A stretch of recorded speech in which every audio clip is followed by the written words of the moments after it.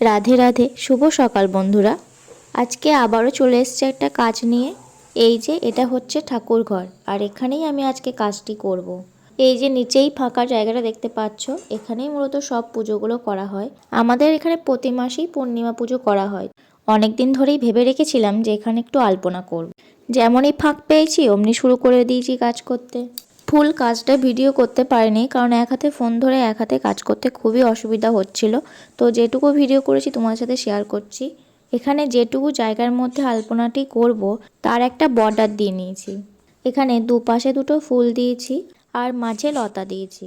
এখানে পুরোটাতে ভরাট কাজ দিয়েছি, তাই এই ভিডিওটাকে দুটো পার্টে ভাগ করেছি।